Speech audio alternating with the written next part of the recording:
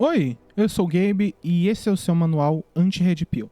É uma série de vídeos em que vamos entender como funciona a lógica Red Pill para podermos refutá-la por dentro. E também para alertar você que está assistindo como não cair nesse tipo de narrativa. Nunca vi um grupo de homens tão raivosos com mulheres. Aí o Super Joameter coloca, mas eu não sou a favor do feminismo. Porque você não é mulher, provavelmente. E é um homem ignorante, porque todo ser humano, homem, mulher, todo ser humano deveria ser a favor de que homens e mulheres tivessem direitos iguais. E hoje a gente vai entender o que é a narrativa Red Pill e como ela se espalha pela internet. Primeiro que é óbvio que esses malucos estão 100% lelé das ideias, que nada que eles falam tem pauta ou lastro na realidade, que na verdade eles só estão passando o senso comum e tentando trazer uma ideia de papel de gênero que a gente já passou há muitos anos e que as lutas sociais já enfrentaram há muitos anos. Então, eles estão presos numa ideia própria. Mas antes da gente conseguir mergulhar nesse poço de churume, é importante que a gente tenha algumas definições em mente. O Sigma é o cara que vive da forma que ele quer, da forma que ele acha correto. Ele é dominante, ele é imponente, ele tem um físico atrativo, porque essa galera acha que é atrativo, mas ele faz tudo do jeito dele. Ele age fora dos padrões, ele age fora do que é considerado normal. Ele vai ter aí uns empregos diferentões e não sei o quê. Mas ele também vai ser para essas pessoas o cara que come muita mina. Do jeito dele, pela dominância dele, mas que come muita mina. E aí a gente vai ter os alfas. O que são os alfas? Alfas são os líderes clássicos. São os caras que são dominantes, que se posicionam de forma mais dura, que se dominam a sala que estão, que falam mais alto e todo mundo para. E também são pessoas que têm geralmente cargos de poder mais alto, né? A narrativa Red Pill pede essa coisa do ter um cargo de poder de alguma forma. Então o alfa ele é tido como o líder da alcateia, o que domina o bando, o que domina os alfas. E ele também é um cara que para essas pessoas come muita mina. E aí a gente vai ter o Betinha. O Betinha é o cara que basicamente não é bonito, não é rico, não tem mais de 1,80 m de altura, não tem o queixo proeminente, é o cara que não sabe falar com mulher, é o cara que faz os desejos da mulher, pipipipopopó. Para esses Red Pills, os betas são pessoas que estão ali para ser dominadas. E eles vão ser dominados ou por uma mulher, que é vista como vilã dentro dessas narrativas, ou então ele vai ser dominado por um alfa, nunca conseguindo chegar naquele lugar, nunca conseguindo chegar no padrão impossível que eles colocam para a maioria das pessoas chegarem ali. Então é o cara que não come ninguém no fim do dia. Para essa galera, o resumo é esse. Mas agora, você olha para mim e pergunta, o que essas definições têm em comum? E aí a gente volta para a origem. O alfa, o beta, principalmente o alfa e o beta, eles vêm de um estudo de um acadêmico chamado... Eu cometi um erro e eu confundi Lucian Mesh com David Mesh. Então, eu vou falar Lucian Mesh durante o vídeo porque eu achei que era. Não sei porque eu guardei desse jeito, mas na verdade eu queria dizer David Mesh. Só trocar Lucian por David e a mensagem continua a mesma. Lucian Mesh. O Lucian Mesh, lá nos meados dos anos 70... fez um estudo num parque americano sobre lobos e comportamento de lobos. E aí ele dividiu os lobos betas, como sendo esses que obedecem, e os lobos alfa, que são os que comandam a alcateia, que comandam a matilha. Então, essa definição foi levada à frente por essa galera, por esses masculinistas bizarros, foi levada à frente e foi usado para separar pessoas. Mas o próprio cientista fez, pouco tempo depois, um livro, uma correção sobre essa situação que ele escreveu, e foi sim entendido que, primeiro, não era um comportamento de lobo mesmo, na natureza, era um comportamento de lobo de parque, o que já muda de parte do como esse estudo é olhado. Mas a segunda coisa, e a principal, é que esses lobos não eram dominantes porque eram mais fortes. Eles não eram dominantes porque o queixão deles era desse tamanho. Eles não eram dominantes porque eram mais bonitos, não. Eles eram os que mandavam por serem os pais daqueles lobos. Eles eram os mais velhos, os mais experientes e os pais. Então era basicamente como se aquela matilha estivesse obedecendo aos pais dela. Não era sobre poder no fim do dia. era só sobre parentesco. Mas a galera continua levando isso à frente. E é muito comum nesse discurso coach Red Pill que simplesmente peguem e usem animais como base de muita coisa. Então, se você tá vendo muito discurso com animal, seja um leão, seja um não sei o quê, você já sabe que tem alguma coisa estranha aí e que provavelmente vem um papo de coach ou Red Pill junto. Essas argumentações Red Pills, elas pedem por uma masculinidade hegemônica, por uma masculinidade única, como se a sociedade tivesse apenas um tipo de masculinidade aceitável, quando na verdade a gente tem vários. Existem várias formas de expressar o que é ser homem, existem vários questionamentos até quanto o que é ser homem. Não existe um padrão de ideia, mas eles vão tentar socar isso abaixo o máximo que puderem. A ideia aqui é que com essa hegemonia masculina, o que é feminino, o que é delicado, o que não é másculo, seja visto como errado, seja visto como vilão. Não é à toa que os Red Pills, eles enxergam a mulher ou como um objeto de prazer ou como a vilã da história. Raramente a mina vai estar em uma que não seja uma dessas posições. Ela vai estar em um lugar que não sejam esses dois que eles delimitaram dentro da própria narrativa Red Pill. Ao mesmo tempo que essas mulheres são desumanizadas e não são tratadas como seres com desejos, vontades e interesses, elas também são tratadas como bonecas de sexo. Como se elas devessem sexo ao alfa. Como se elas devessem alguma coisa para um cara. Essa é a lógica na qual eles funcionam. A narrativa no fim do dia é para colocar o homem como vítima. E a gente pode aqui até ter uma discussão nos próximos vídeos quanto ao como o papel do homem muda nos últimos anos e como há uma perda da ideia do que é uma masculinidade. Como há uma perda de uma ideia do que representa ser homem numa sociedade em que isso não representa mais nada, além de ser o que você é. Existe um sentido de perda de identidade e de perda de comunidade que vai fazer muita gente que está perdida na vida se encontrar nesse discurso torto. Afinal, a gente sabe que existem diversos problemas com figuras masculinas na vida de quase todos nós. A internet, ela deu um espaço maior para a misoginia, você acha? Tem uma questão sobre a internet, basicamente, que é a seguinte: a internet não cria essas pessoas que são misóginas, mas ela consegue dois processos. Juntar essas pessoas em fóruns específicos, em espaços específicos. Então, essa é a primeira coisa. E a segunda é amplificar esses discursos de ódio. Então, esses discursos e essas posturas já estavam na sociedade, mas a internet torna possível essas pessoas se juntarem e ganharem espaço, especificamente em determinados canais, e amplificar o alcance dessas mensagens. Bom, aí você olha pra mim e fala, bom, não faz sentido, né? Ou as mulheres são tratadas como monstros, ou elas são tratadas como inteligentes e manipuladoras. Mas se os Red Pills estão olhando e pensando em mulheres como algo inferior a eles, como é possível que esses caras que são tão inteligentes, tão intelectualizados, tão dominantes, sejam controlados por mulher, sejam dominados por mulher? O problema é que o Red Pill não funciona na base, porque quando você começa a questionar as coisas e o funcionamento delas, vai se quebrando no fim do dia. É claro que a gente sabe da referência Matrix e de enxergar fora da Matrix per si, mas no fim do dia eles estão mais dentro da máquina, mais dentro do senso comum do que qualquer outra coisa. É muito comum também que esses Red Pills peçam uma volta aos papéis tradicionais de gênero, onde o homem sai pra trabalhar e volta e bate na esposa porque o feijão tá queimado. É muito engraçado que esses Red Pills nunca falam sobre trabalhar 18 horas por dia.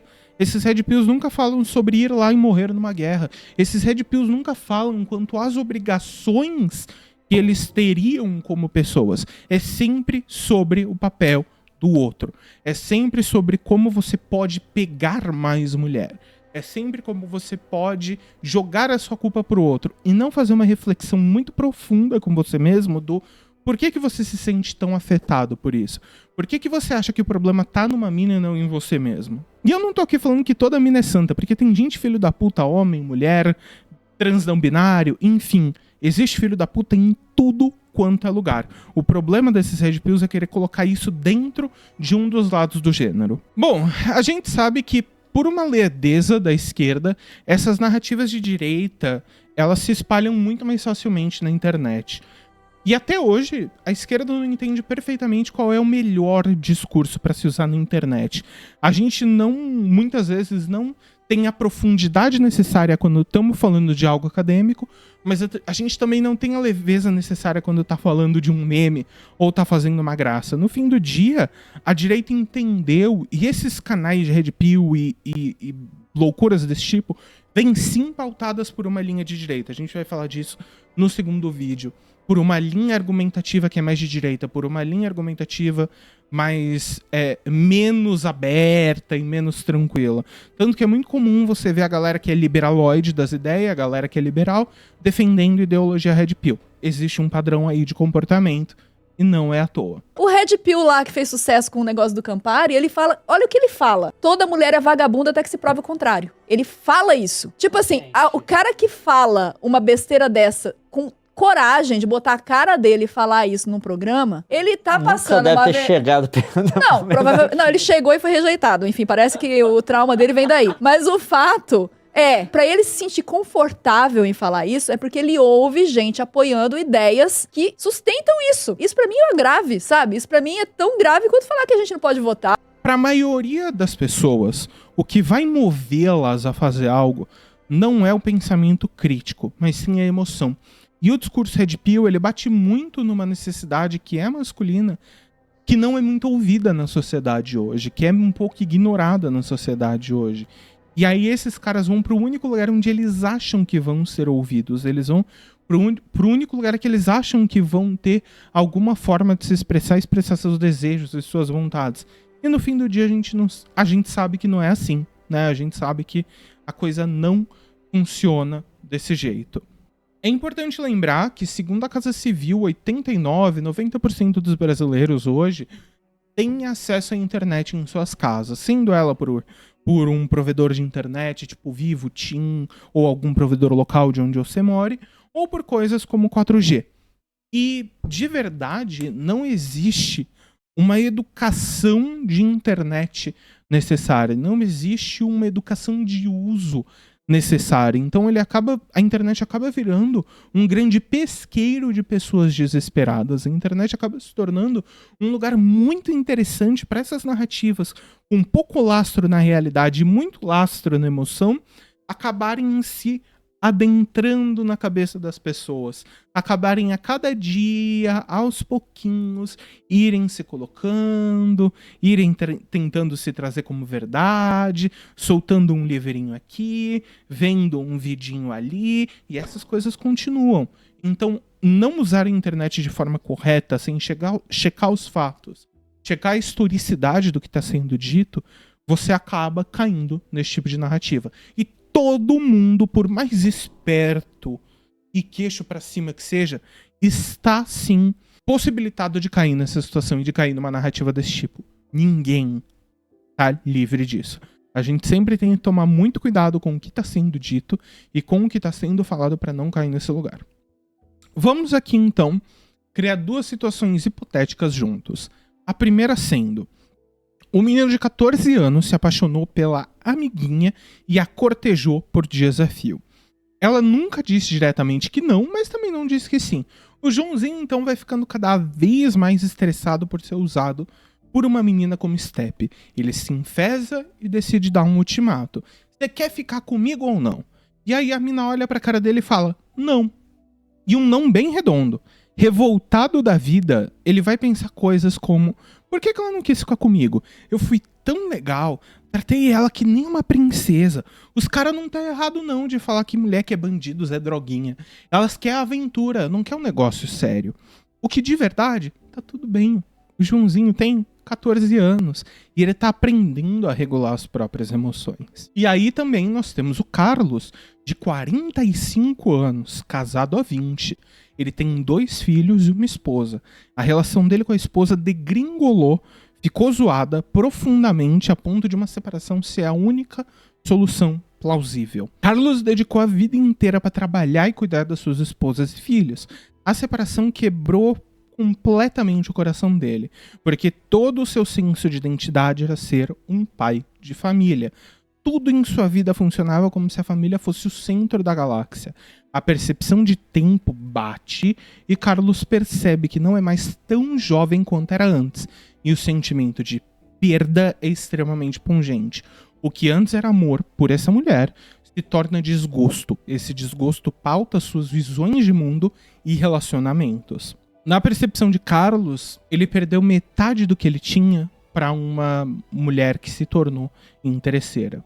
Mais tarde, Joãozinho e Carlos, em suas respectivas casas, vão na internet tentar entender o porquê que deu tudo errado.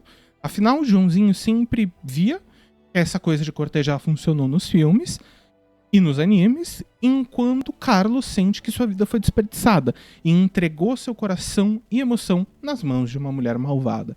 O problema é que Carlos e Joãozinho vão encontrar isso aqui. E quando a pessoa ela é rejeitada, ela vai buscar a validação de novo. Como assim esse arrombado não me quer? E aí, provavelmente, enquanto ela não ficar com você, ela não vai se sentir bem de novo. É nesse momento que você vai lá e você come mais uma vez. Nisso, procure melhorar o seu comportamento, o seu jeito de andar, sua linguagem corporal. E quando eu falo aqui melhorar, não é somente no seu aspecto físico, é também principalmente no seu comportamento, porque as mulheres visam muito esse lado. Procure trabalhar principalmente confiança perante as mulheres, porque o homem que não passa isso rebaixa o seu valor perante elas. Tu tem que saber a forma adequada de como tratar uma mulher, porque ela não quer dinheiro, ela não quer carro. Se ela só quisesse carro, dinheiro e status, não teria uma fila na porta da cadeia pra visitar bandido e não tem mulher esperando o jovem sair da faculdade. Então tu tem que aprender a mexer com as emoções e com os sentimentos e não achar que é somente dinheiro, porque senão tu vai ser um banco, uma conta bancária. Então tu só vai ser visto pra tirar dinheiro. E aí por que elas estão fazendo fila na cadeia e não fila na hora do garoto sair da faculdade? Porque esses caras liberam sentimento nela, emoção. E tu pode ver que é fanatismo pelo cara. Veja que em nenhum desses vídeos eles falam sobre a mulher não querer, por não se sentir atraída, por achar que você fede, por nada desse tipo. O problema sempre tá no homem. A mulher não tem direito, segundo essa galera, de ter uma personalidade, de ter uma identidade. E depois disso, é só ladeira abaixo.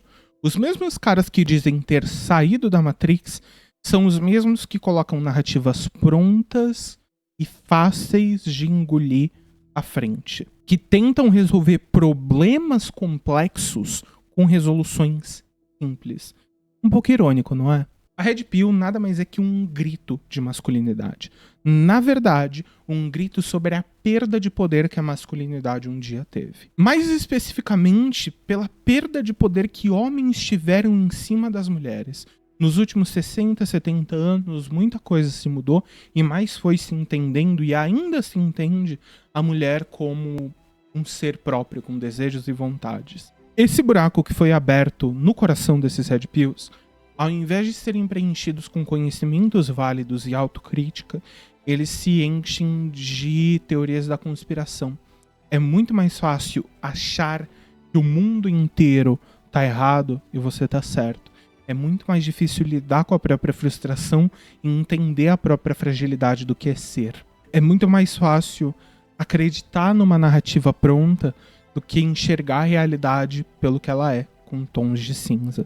É difícil também para eles assumirem que eles carregam dentro de si arquétipos e ideias do que é ser um homem ideal, que vem desde a infância. Você não pode chorar, você tem que ser dominante, você tem que ser violento, você tem que gostar de coisas de menino, você tem que seguir um padrão que a sociedade impôs para você. Não tá certo. Quando uma pessoa não pode expressar o que ela sente, a maior coisa que vai ficar dentro dela é dor, é medo. E esse dor e esse medo são 2 minutos para acabarem se tornando raiva. Você, homem que está assistindo esse vídeo, qual foi a última vez que você chorou? Qual foi a última vez que você ligou para um amigo só para contar o que estava acontecendo? Qual foi a última vez que você foi vulnerável no seu círculo social?